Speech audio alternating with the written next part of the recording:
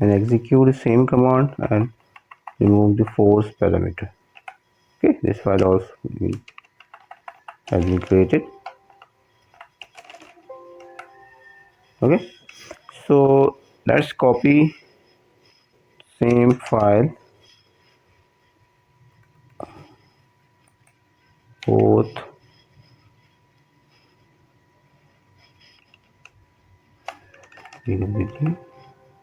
scp, copy this parameter file to both standby machines. 18.16. Okay, this is location where I have to copy. Okay,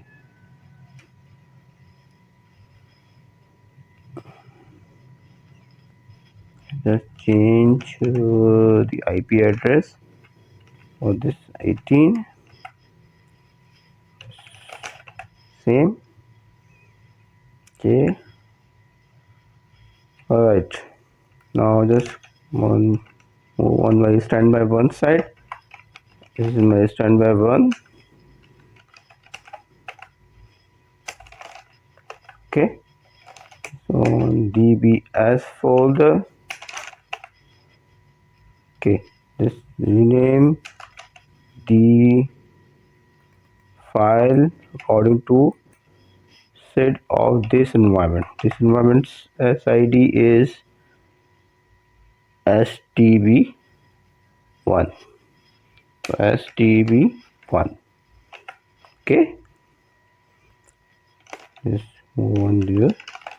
This is my standby 2 dbs. Okay, and v stb, this is stb2. Okay, so parser file has been copied. Next is we need to copy the TNS entries. Okay, these are the TNS entries I have already created.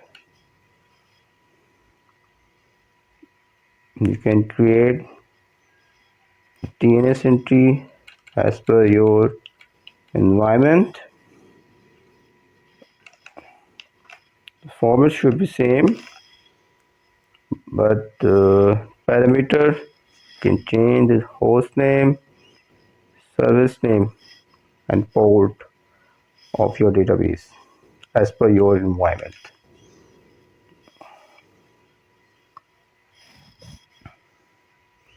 So we need to copy this TNS on the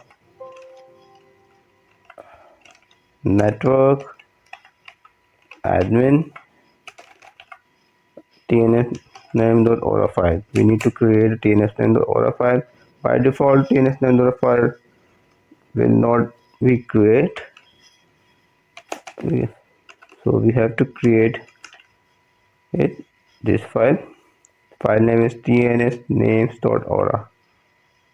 Okay, just paste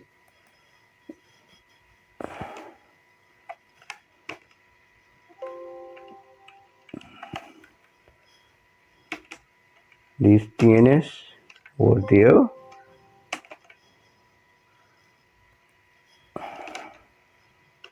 Okay, on both standby server as well. This standby server already having TNS name.aura file. So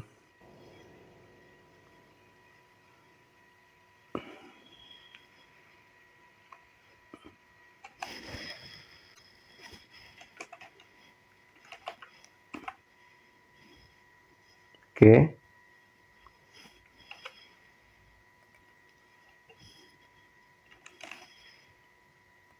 vi this parameter file TNS num.aura file and copy paste TNS entry over there.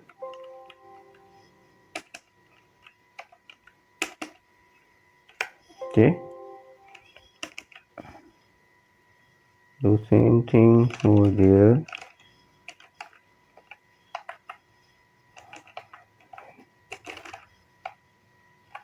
Okay, so we need to create a tns name.aura file.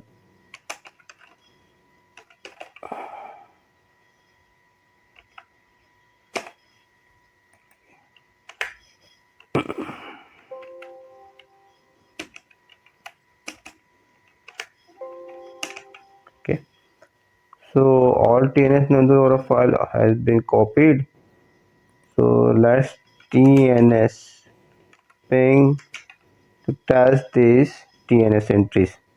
PRA tns ping PRIs. Okay, this one is not running on my primary side, so let us start LSN and also check the other one as well, TB1. Okay, and STB2. Okay, let SN RCTL start. Okay, same here, SN RCTL start, and LS and RCTL start. Okay, let's check the status of listener. Okay, listener has been registered. LS and RCTL status. Not registered with this. Okay, so go on SQL Plus, sysdba, auto system register. Okay, let's execute again. Now listener has been registered.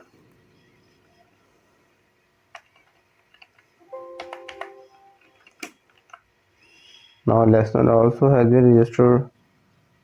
Now let's execute TNS ping again for STB1. Now it's working. STB2 is also working, and for PRY is also working. Let's check same TNS ping from both standby as well. Okay,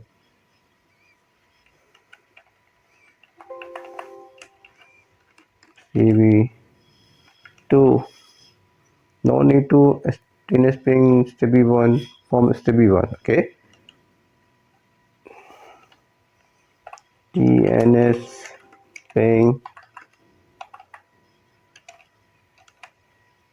PRY. Okay, now it's also working, and STB1 is also working. So parcel file has been copied and TNS entries also has been copied. Also TNS has also been pinged from all servers. Okay, so let's log in to primary machine database SQL plus /s6dba. Now we need to define archive destination. We need to register our standby database to primary database. For register the standby database to primary database, we need to execute the commands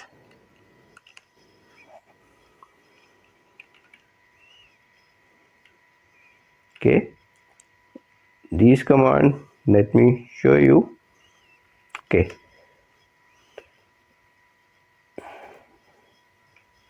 this command is need to be execute on the standby sites. Okay,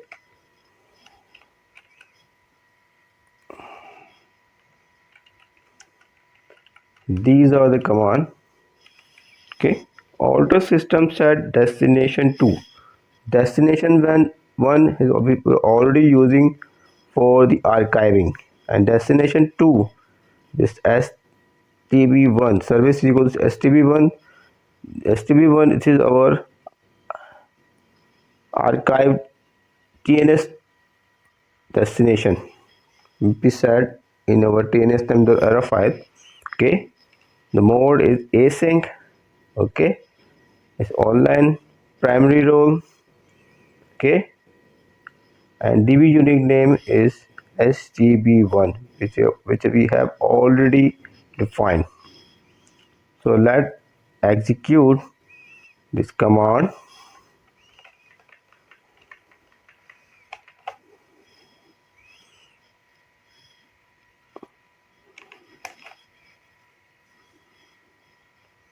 On first we register the standby one on my primary site. Okay,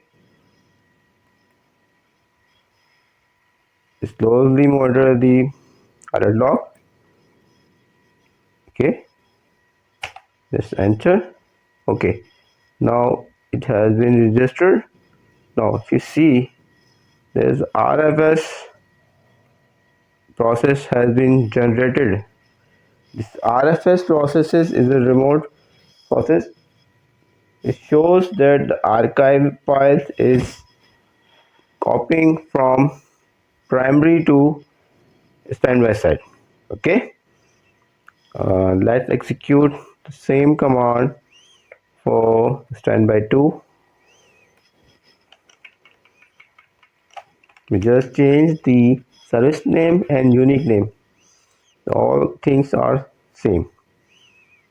Okay,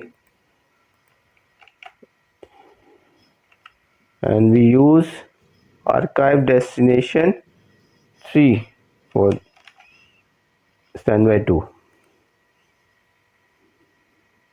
Okay, let's execute this one.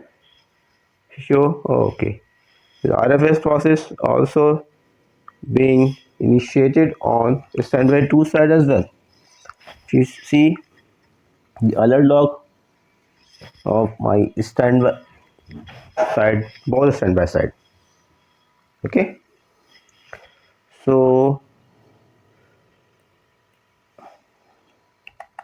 let's execute the manage recovery on standby side.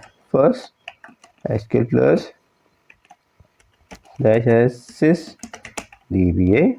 Okay, the command will need to be execute auto database recover managed standby database disconnect from session. Okay, the database recover manage standby database disconnect from session. Okay, disconnect from session, this will show you the prompt. Let's execute it. So back in background manage recovery is going to execute.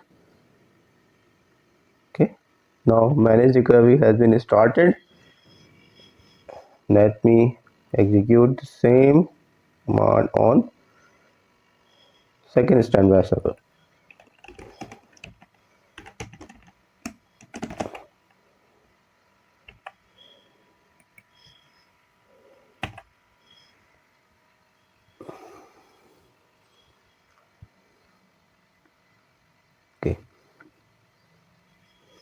Okay, the managed recovery also has been initiated on second standby server.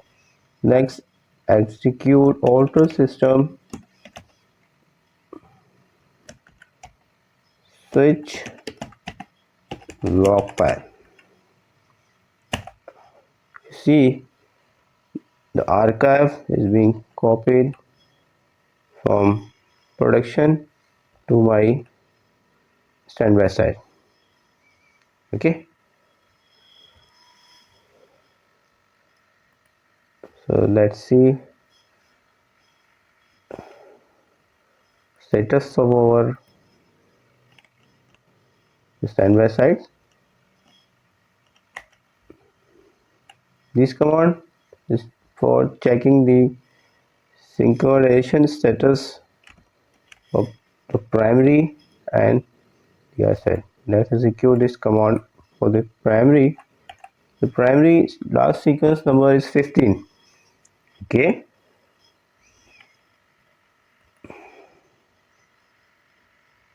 Let's copy these two. Select. Okay. You see closely, the 15 number is applied on the both standby machine. First query show the sequence number is a receive archive and second one is applied archive. Okay, let me execute the system switch log file. Okay, I'll execute the same. Okay, you see this, the last standby receive is 18 but applied is 15. Okay, standby receive 22 but applied is 22. Okay, now output has been changed. Receive also 22 and applied also 22. Okay, that also that's our